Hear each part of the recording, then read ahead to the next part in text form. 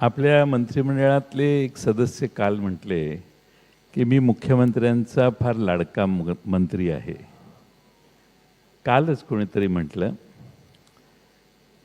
तर आपल्या 3 लाडक्या मंत्र्यांची नावं सांगा, 2 उपमुख्यमंत्री सोडून. मी आता लाडका मंत्री योजना घोषित केलेली आहे. त्या योजनेच्या निकषामध्ये जे जे बसतील त्यांना लाडका मंत्री म्हणून घोषित करेन.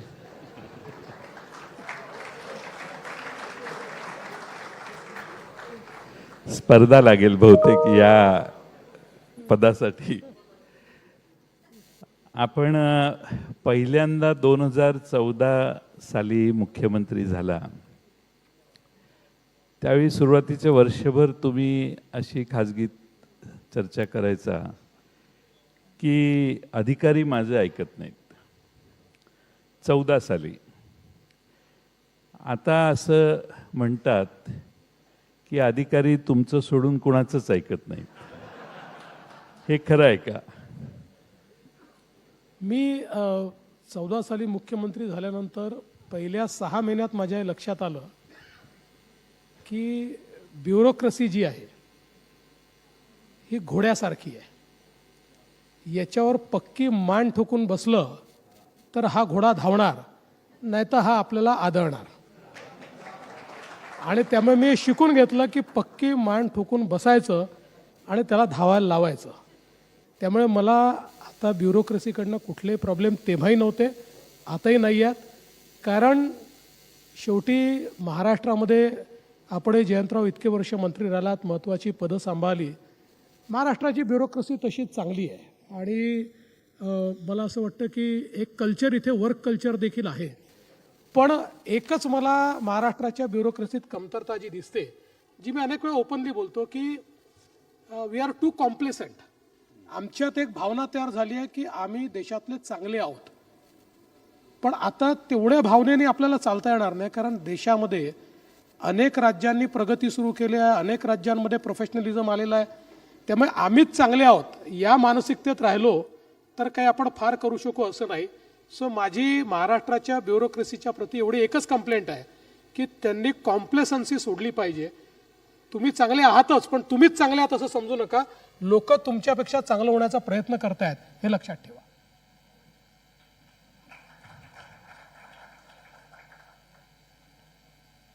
काही लोकांना मुख्यमंत्री उपमुख्यमंत्री पदाची सवय असते. पण काही लोक, तुम्ही एकदा मुख्यमंत्र्यांचे उपमुख्यमंत्री झाला, तुम्ही ॲडजस्ट झाला लवकर, मला काय त्यात दिसत होतं आम्हाला. पण एकनाथराव शिंदे साहेब उपमुख्यमंत्री म्हणून ॲडजस्ट झाले का? पहिल्यांदा तर तुम्ही जो तीर सोडलाय तो अजितदादांच्या नावाने सोडलाय. माझ्या लक्षात आलं की काही लोकांना उपमुख्यमंत्री राहण्याची सवय असते वगैरे. हे जे काही तुमच्या खास शैलीतनं तुम्ही म्हणालात तर ते खरंच आहे की अजितदादा सगळे रेकॉर्ड तोडणारच आहेत उपमुख्यमंत्री पदाचे. आणि काही लोक तर त्यांना कायम उपमुख्यमंत्री म्हणतात. पण माझ्या त्यांना शुभेच्छा आहेत. म्हणजे असं काही नाही की त्यांनी उपमुख्यमंत्री राहिलं पाहिजे. मुख्यमंत्री व्हावेत याच मताचे आहोत. पण तुम्ही मला समजलं, तुम्ही जोपर्यंत ते मुख्यमंत्री होणार नाहीत माझ्या मूळ प्रश्नाचं ती राष्ट्रवादी सोडायची नाही असं आपण ठरवलेलं आहे. पण नाही, मी त्या प्रश्नावर येतो. असं आहे की शिंदे साहेब असतील किंवा मी असेल, आमच्याकरता पद काही महत्त्वाचं नाही आहे. ज्या पदावर असू त्या पदावर न्याय द्यायचा हे महत्त्वाचं आहे. आणि म्हणून मी देखील मुख्यमंत्र्याचा उपमुख्यमंत्री झालो तर पहिल्याच दिवशी उपमुख्यमंत्र्याचं जॅकेट घातलं आणि एक प्रकारे त्या भूमिकेमध्ये गेलो. आता शिंदेसाहेबही मुख्यमंत्र्याचे उपमुख्यमंत्री झाले तर त्यांनी उपमुख्यमंत्र्याचे जॅकेट घालत नाही, त्यामुळे पांढरा शर्ट घालतात. त्यामुळे त्यांनी आपला उपमुख्यमंत्र्याचा शर्ट चढवलेला आहे आणि जी भूमिका मिळालेली आहे ती भूमिका ते वठवत आहेत. खरं म्हणजे महत्त्वाची खाती ते सांभाळत आहेत. नगरविकास आहे, MSRDC सारखं खातं आहे, हाऊसिंग सारखं खातं आहे. त्यामुळे त्या खात्यामध्ये जी काही कामं आहेत ती वेगानं झाली पाहिजे याकरता ते लक्ष घालतात. आणि आपण बघितलं असेल की विधानसभेमध्येही शिंदेसाहेब उपस्थित असतात, प्रश्नाची उत्तरं देतात आणि कधीकधी तुमच्या अंगावर देखील इतक्या जोरानं जातात की तुम्हाला चूप करण्याचं कामही शिंदेसाहेब करतात. बऱ्याच वेळेला आम्हाला जाणवतं की तुम्हाला जे बोलायचं नाहीये ते त्यांच्याकरवी बोललं जातं. यालाच तर राजकारण म्हणतात की नाही. आपल्या सरकारमधली काही जबाबदार व्यक्ती काही विशिष्ट समाजाच्या विरोधात अत्यंत टोकाची भाषा वापरतात. त्यामुळे तो तेढ समाजात निर्माण होते असं चित्र आज अलीकडे तयार व्हायला लागले. तर आपली त्याबाबत भूमिका काय? मला असं वाटतं की जेव्हा आपण मंत्री असतो त्यावेळेस संयमानेच बोललं पाहिजे. मंत्री म्हणून आपली एक भूमिका आहे आणि ज्याचा उल्लेख कधीतरी आदरणीय अटल बिहारी वाजपेयीजींनी केला होता की मंत्री म्हणून आपल्याला राजधर्म पाळायचा असतो. त्यामुळे आपले विचार काय आहेत, आपले लाईक्स डिसलाईक्स काय आहेत हे बाजूला ठेवून आपण संविधानाची शपथ घेतलेली आहे आणि संविधानाने आपल्याला कोणाही सोबत अन्याय न करता वागण्याची जबाबदारी आपल्यावर दिलेली आहे. त्यामुळे मला असं वाटतं की मंत्र्यांनी बोलत असताना संयम पाळला पाहिजे. आपल्या बोलण्यातून कुठेही तेढ निर्माण होणार नाही अशा प्रकारचा प्रयत्न केला पाहिजे. आणि कधीकधी तरुण मंत्री बोलून जातात, अशावेळी मी त्यांच्याशी संवाद करतो. त्यांना मी सांगतो की आता तुम्ही मंत्री आहात, त्याच्यामुळे तुम्ही संयम बाळगूनच या ठिकाणी बोललं पाहिजे. फार वर्ष त्या घटनेला झाली. मी राज्याचा अर्थमंत्री असताना देवेंद्रजींनी मला विचारलं की बजेट कसं मांडायचं आणि कसं रीड करायचं हे मला समजून सांगा. आणि मग माझ्या घरी आम्ही दोघांनी एकत्रित जेवण केलं. त्यावेळी मला असं कधी स्वप्नात वाटलं नव्हतं की देवेंद्रजी बजेट एवढं पुढं जाऊन मांडू शकतील की ज्यामुळे महाराष्ट्रातल्या इन्फ्रास्ट्रक्चरला बरीच चालना मिळेल. आज आपल्याकडून इन्फ्रास्ट्रक्चरवर फार भर दिला जातोय. एका बाजूने राज्यावर कर्ज वाढतंय, पण ते 18-19% आहे, ज्याचा नेहमीच अजितदादा समर्थन करतात की 25% जाणे गेलेलं नाही, आपण बरंच मर्यादित आहोत. हे बरोबर आहे, चुकीचं नाही आहे. पण नेहमी असा ज्यावेळी खर्च वाढत जातो आणि ग्रॉस GSDPच्या आपलं कर्जाचं प्रमाण वाढत जातं, तसं प्रायोरिटी सेक्टरवर परिणाम होतो. विशेषतः गरीब लोकांच्याकडं मग हळूहळू दुर्लक्ष होतं. मग आदिवासी मागासवर्गीय समाजाला जे सामाजिक न्यायाला आपण पैसे देतो ते हळूहळू बजेटमध्ये दाखवतो, पण ॲक्च्युली खर्च होत नाही, तशी परिस्थिती येते. त्यामुळे महाराष्ट्राचा समतोल विकास करण्याचं आपल्यासमोर आव्हान आहे आणि ते आपण कसं पुढच्या 5 वर्षात पूर्ण कराल. नाही, आपण जे म्हणालात ते काही अंशी खरं आहे की ज्यावेळी आपण योग्य प्लॅनिंग करत नाही त्यावेळी मग रिसोर्स मॅनेजमेंट योग्य होत नाही आणि मग जे वल्नरेबल घटक असतात त्यांच्यावरच त्याचा परिणाम होतो. आणि म्हणूनच आपण जर आत्ता बजेट बघितलं असेल तर 2 गोष्टी आपल्या लक्षात येतील की विशेषतः आदिवासी विकास आणि सामाजिक न्याय या दोन्ही विभागांमध्ये आम्ही बजेट वाढवलेलं आहे, जवळपास 40% वाढवलेलं आहे. आणि अगदी त्यातले लाडक्या बहिणीचे पैसे काढले तरी ते 19% आम्ही वाढवलेलं आहे. त्यामुळे तिथे कुठेही आम्ही कमतरता करणार नाही. आपण जर आमचं 23-24चं स्पेंडिंग बघितलं तर त्यातही आपल्याला लक्षात येईल की आम्ही कुठेही सामाजिक न्याय विभाग किंवा आदिवासी विकास विभाग किंवा इतर मागासवर्ग विभाग किंवा दिव्यांग विभाग हे जे वल्नरेबल अशा प्रकारचे जे विभाग आहेत याला कुठेही कात्री लावली नाही. मग अर्थात हा प्रश्न उभा राहतो की विकासाचं नेमकं काय होणार. तर त्या दृष्टीने ज्यावेळेस आम्ही यावेळेचं प्लॅनिंग केलं तर मी शिंदेसाहेब आणि अजितदादा बसलो होतो त्यावेळेस मी एक भूमिका मांडली की आपण एक रिव्हर्स प्लॅनिंग करूया की आपल्याला यावर्षी आपला ग्रोथ रेट सस्टेन करण्याकरता आणि आपला GSDP आपल्याला वाढवायचा आहे, याकरता कॅपिटल एक्सपेंडिचर किती केलं पाहिजे असं एक आपण बेंचमार्क फायनल करू, त्याचे प्रोजेक्ट्स आयडेंटिफाय करू आणि त्याच्याकरता पैसा कसा उभा करता येईल याचा आपण एक निर्णय करू. आणि त्या दृष्टीने आम्ही एक तसा एक प्लॅन तयार केला. म्हणजे कालच मी आणि शिंदेसाहेबांनी MSRDCची मीटिंग घेतली आणि त्या मीटिंगमध्ये काल आम्ही शक्तिपीठ महामार्ग असेल, मल्टी मॉडेल कॉरिडॉर असेल किंवा इतर सगळे जे आपले आयकॉनिक प्रोजेक्ट्स आहेत, या प्रोजेक्ट्सच्या संदर्भातलं फायनान्सिंग कसं करायचं. कारण याच्यामध्ये बेसिकली लँड ॲक्विजिशनला जवळपास 40-45 हजार कोटी रुपये लागणार आहे. पुणे रिंग रोड असेल किंवा असे सगळे जे आपले आयकॉनिक प्रोजेक्ट्स आहेत. पण हे प्रोजेक्ट्स असे आहेत की ज्या प्रोजेक्टमध्ये जर आपण पैसा लावला तर त्यातनं आपलं ग्रोथ वाढणार आहे. म्हणजे जवळजवळ आपल्याला माहिती आहे की 1 रुपया आपण इन्फ्रास्ट्रक्चरला लावला तर 2.5 रुपयांनी आपला GSDP वाढतो. तर त्या दृष्टीने काल आम्ही त्याच्या वेगवेगळ्या आयडियाजवर विचार केला, ब्रेनस्टॉर्मिंग केलं आणि त्याची एक आम्ही स्कीम तयार केली किंवा आपल्याला ऑफ बजेट फायनान्सेस कसे उभे करता येतील. आपल्या ज्या चांगल्या कॉर्पोरेशन्स आहेत किंवा जे आपले चांगली महामंडळं आहेत त्याचं. अरे हे काय, मला लोणचं मिळालं नाही. मी ना तिला लोणच्याबद्दल विचारतो. काही गरज नाही. You can talk to doctor at checkup tomorrow. आणि मग नर्स पुष्पालाही भेटून घ्या. घेत आहेत मुख्यमंत्री फडणवीस यांची. जयंत पाटलांचे प्रश्न आणि मुख्यमंत्री फडणवीस यांच्याकडून उत्तर दिलं जात आहे, तेच आपण लाईव्ह बघतोय.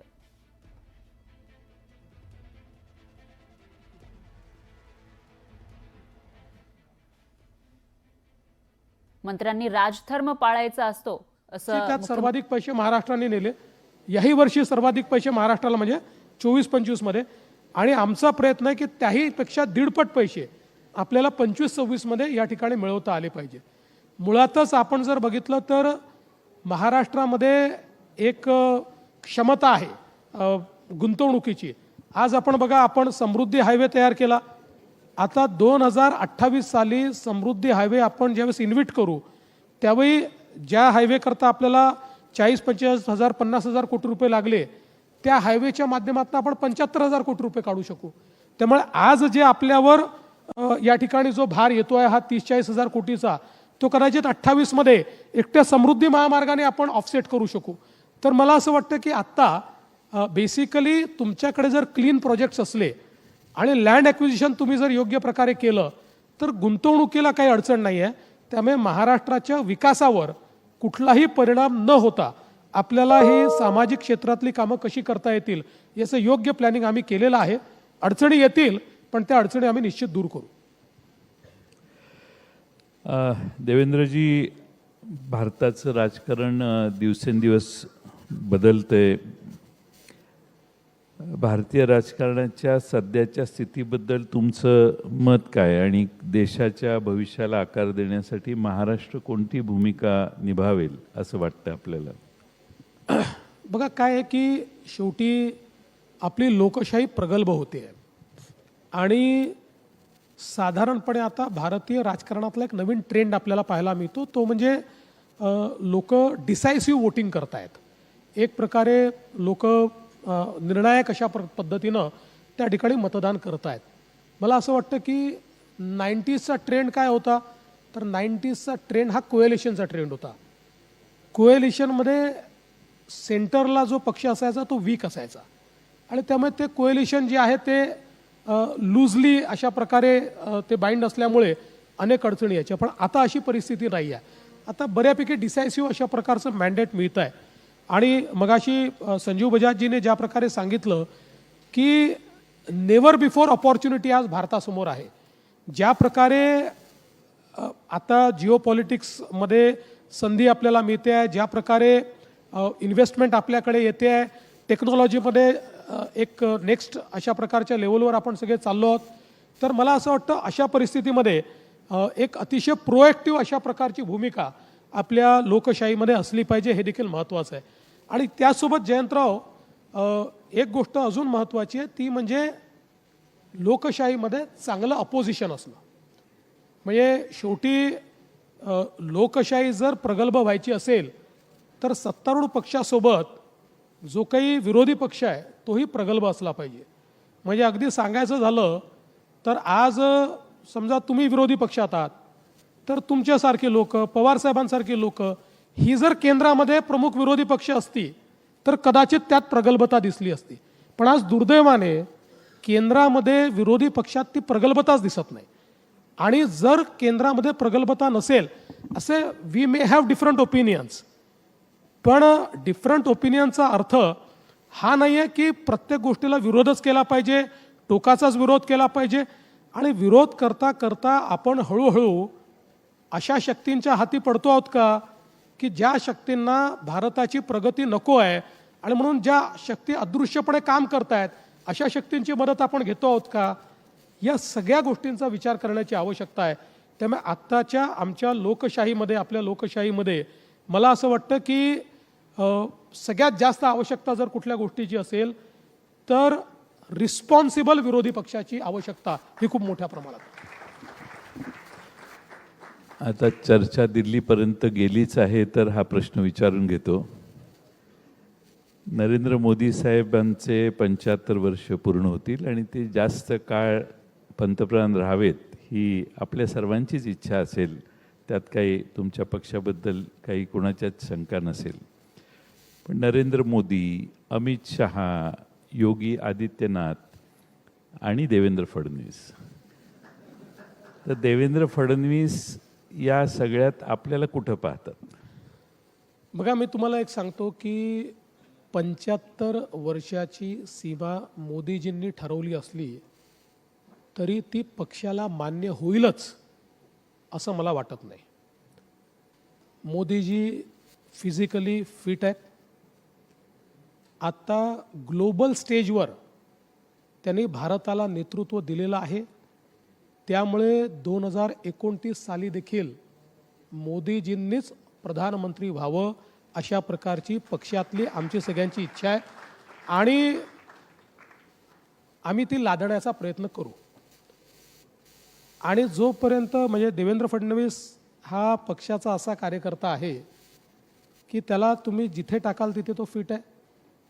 आणि आज तरी देवेंद्र फडणवीसला महाराष्ट्रात जबाबदारी दिलेली आहे. त्यामुळे महाराष्ट्रामध्ये दिलेली जबाबदारी उत्तमपणे त्या ठिकाणी पार पाडण्याचा प्रयत्न मी करेन. मी आपले आभार मानतो की या नेत्यांच्या मांडियाळीत आपण 4-5व्या नंबरवर मला आणलं. पण मला माझ्या क्षमताही माहिती आहेत आणि माझ्या मर्यादाही माहिती आहेत. त्याच्यामुळे मी दिल्लीकडे डोळे लावून बसलेलो नाही. मी मुंबईमध्ये अतिशय खुश आहे. दिल्लीच्या वातावरणापेक्षा मुंबईचं वातावरण उत्तम आहे आणि मुंबईमध्ये तुमच्यासारखे मित्र आहेत ते दिल्लीमध्ये नाही आहेत. त्याच्यामुळे मी मुंबईतच राहणार आहे.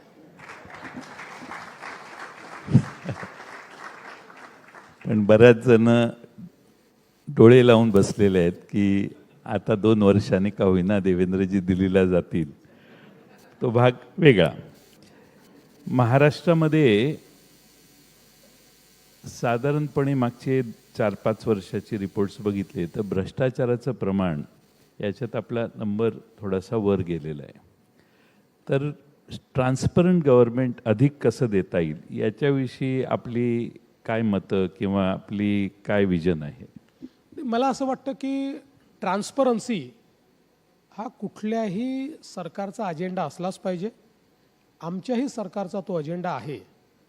आणि विशेषतः मला असं वाटतं की आज टेक्नॉलॉजीने आपल्याला ट्रान्सपरन्सी आणण्याची खूप मोठी संधी दिलेली आहे. टेक्नॉलॉजीचा फायदा असा असतो की टेक्नॉलॉजी जेंडर पाहत नाही, टेक्नॉलॉजी तुमचा सोशल स्टेटा पाहत नाही, तुमची जात जमात कास्ट काही पाहत नाही.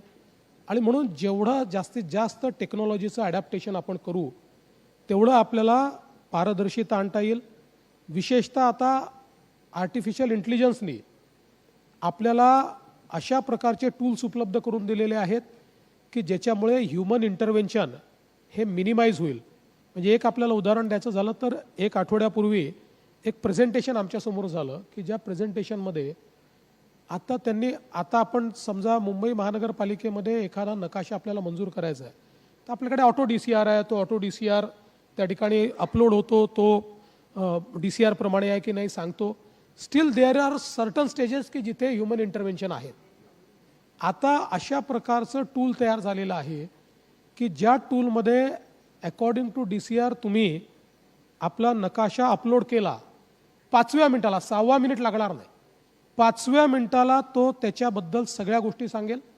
काय काय DCR प्रमाणे आहे ते सांगेल, काय DCR प्रमाणे नाही ते देखील सांगेल. There is no human intervention. आत्ता आपण मेटासोबत एक करार केलेला आहे व्हॉट्सॲप गव्हर्नन्सचा. आणि आपण आता मेटावर व्हॉट्सॲपवर 500 सेवा, आपल्या ज्या 500 सेवा आपण उपलब्ध करून देतो वेगवेगळ्या डिपार्टमेंटच्या, या 500 सेवा आता आपण व्हॉट्सॲपवर उपलब्ध करून देणार आहोत. म्हणजे लोकांनी ॲप्लाय पण व्हॉट्सॲपवर करायचा, लोकांनी पैसेही व्हॉट्सॲपवर भरायचे आणि लोकांना त्याचे सेवेचे जे काही प्रिंटआउट्स आहेत किंवा जर त्याचं काही एखादं परवानगी आहे ती पण त्यांना व्हॉट्सॲपवर मिळेल. तर अशा प्रकारे जेवढं जास्तीत जास्त ह्युमन इंटरव्हेन्शन कमी करता येईल ते आपल्याला करायचं आहे. एक आम्ही 100 दिवसाचा कार्यक्रम हातामध्ये घेतलेला आहे.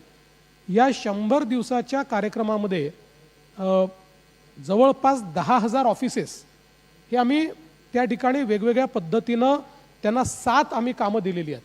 त्या 7 कामांमधली 2 कामं काय आहेत, तर एक काम असं आहे, सगळा जुना रेकॉर्ड जो आहे तो त्यांनी व्यवस्थित करायचा, अनावश्यक रेकॉर्ड काढून टाकायचा, आणि दुसरं जेवढी पेंडन्सी आहे ती पेंडन्सी त्यांनी कमी करायची.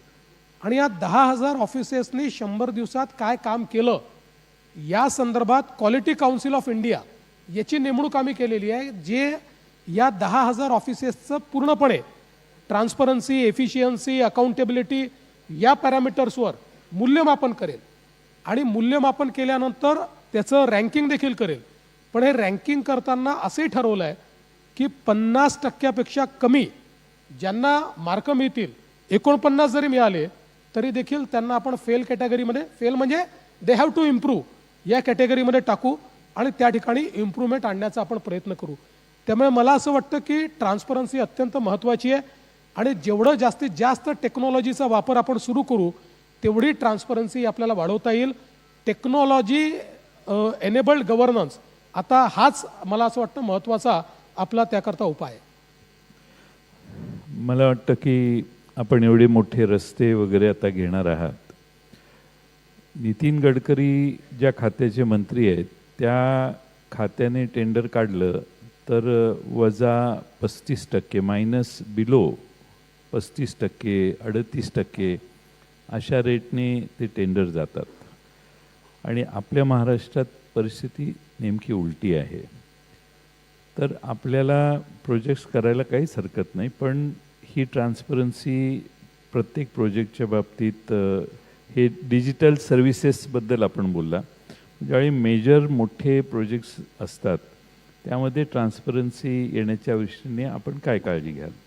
मुळात आता आपण एक निर्णय घेतलेला आहे की कुठलाही प्रोजेक्ट प्लॅन करत असताना गतिशक्ती प्लॅटफॉर्मचा उपयोग करायचा.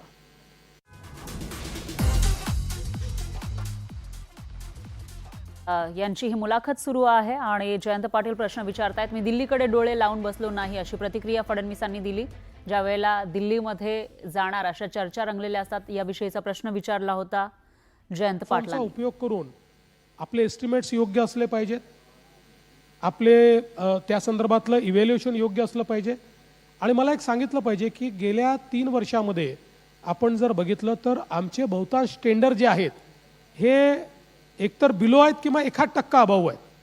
फार अभाव टेंडर ज्या काही आले निश्चितपणे आले, पण ते आपण रद्द केले किंवा आपण त्या ठिकाणी निगोसिएशन केलं आणि ते खाली आणले. त्यामुळे आपला प्रयत्न हा निश्चितपणे आहे, पण आपण जे या ठिकाणी सुचवत आहात जरूर याच्यामध्ये अधिक ट्रान्सपरन्सी कशी आणता येईल हा प्रयत्न आपण करू. मला खुणावलं जाते, वेळ संपत आली, म्हणून माझी प्रश्न विचारतो मी. माननीय शरद पवार साहेब आणि उद्धव ठाकरे साहेब यांचे 2-2 वाक्यात तुम्ही वर्णन कसे कराल? एकाच वाक्यात करू? एक चालेल. वाईट वाटून घेऊ नका. तुम्हाला डिस्काउंट देतो. वाईट वाटून घेऊ नका, काही भरोसा नाही. दोघांचे वेगळे दोघांचे या वाक्यामध्ये दोघांचे म्हणजे दोघांची वागण्याची पद्धत आली, काही भरोसा नाही. आपण आपला सर्वात देशात आता जगात मोठा पक्ष भारतीय जनता पक्ष झालेला आहे. तर सर्वात मोठा आणि शक्तिशाली पक्ष असल्याने तरी देखील दुसरे पक्ष फोडण्याचं काम का होतं? असं आहे की जेव्हा आपण त्या ठिकाणी एक बोट दुसऱ्याकडे उगारतो त्यावेळी 4 बोटं आपल्याकडे असतात असं म्हटलं जातं. त्यामुळे फुटलेले पक्ष लोकांना दिसत आहेत, पण चोरलेलं मॅन्डेट हे ते पक्ष फुटण्याचं कारण आहे, हे मात्र लक्षात घ्यावं लागेल. जर 2019 साली जनतेचं मॅन्डेट चोरलं गेलं नसतं तर कदाचित पुढच्या घटनाच घडल्या नसत्या. आणि म्हणून हे जे चोरलेलं मॅन्डेट आहे याच्यामुळे या गोष्टी घडलेल्या आहेत. आणि पक्ष आम्ही फोडले म्हणणं अतिशय चुकीचं आहे. त्या पक्षातल्या नेत्यांवर त्या पक्षाने ती परिस्थिती आणली. आता समजा उद्धवजींनी वेळ कमी असल्यामुळं आपल्याला मला थांबवावं ठीक आहे, लागतंय. मी नाही बोलत. एक संजीवजी बजाज या ठिकाणी बसलेले आहेत. उद्योजक महाराष्ट्रात येऊ इच्छितात, पण वेगवेगळ्या ठिकाणी उद्योग किंवा गुंतवणूक करायला जे जातात त्यांना तिथले खंडणीखोर फार त्रास देतात. आपल्याला अलीकडचे काही अनुभव आहेत. त्यामुळं असा कायदा का नाही सरकार करत की खंडणीखोर म्हणजे कुठल्याही इन्व्हेस्टरला त्रास देणारा हा पहिल्यांदा आत जाईल आणि मग त्याची चौकशी होईल. नाही, निश्चितपणे पहिल्यांदा तर मी संजीवजींचे आभार मानतो की त्यांनी फिनटेकमधली सगळ्यात मोठी इन्व्हेस्टमेंट आणि ज्याच्यामध्ये सर्वात जास्त एम्प्लॉयमेंट मिळणार आहे ती पुण्यामध्ये त्या ठिकाणी ते करतायत. आणि लवकरच मला आत्ताच त्यांनी सांगितलं एन्व्हायरमेंटल क्लिअरन्स व्हायचा आहे, तर नक्की तो देखील लवकर करू. पण मी त्याबद्दल त्यांचे आभार मानतो. त्यांच्या या एका डिसिजनमुळे महाराष्ट्र फिनटेक कॅपिटल म्हणून एस्टॅब्लिश होण्याकरता आणि पुणे फिनटेकमध्ये खूप पुढे जाणार आहे. आणि आपण जे सांगितलं ते अतिशय महत्त्वाचं आहे. निश्चितपणे आपण ही भूमिकाच घेतली आहे की इन्व्हेस्टरला जर कोणी त्रास दिला तो कुठल्याही पक्षाशी संबंधित असो त्याला आम्ही जेलमध्ये टाकणार म्हणजे टाकणारच. बरंच खुणावलं जाते, त्यामुळे मी रॅपिड फायरकडे येतो. वेळ बराच झाला. मी 5-6 प्रश्न विचारतो. दोघातलं एक चूज करायचे. दोनही हे उत्तर द्यायला बंदी आहे. एक, बटेंगे तो कटेंगे की पडेंगे तो बडेंगे?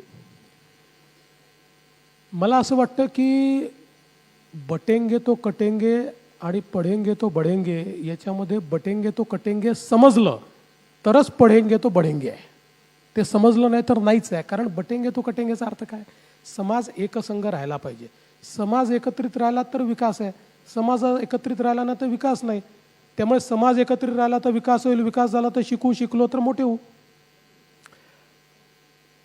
तुमचं कम्फर्ट लेवल सगळ्यात जास्त कुणाबरोबर आहे? नरेंद्र मोदी साहेबांच्या बरोबर आहे का अमित शहांच्या बरोबर आहे? ते दोघंही फार मोठे आहेत. माझं कम्फर्ट लेवल तुमच्यासोबत जास्ती आहे. आपला रूल असा आहे की दोघातलं एक नाव घ्यायचं, पण आता तुमचे आपण मित्र असल्यामुळे मी हे पण सोडून देतो. तुमचा आवडता पोशाख कोणता? जॅकेट का हुडी? माझा आवडता पोशाख जॅकेटच आहे. समोर कधी कधी हुडी पण घालायला आवडते. समोर बसलेले एक ग्रस्तांना तुम्ही हुडी घालून बऱ्याच वेळेला भेटला असं मी ऐकलं. असे सांगणारे समोरच बसले आहेत. हो.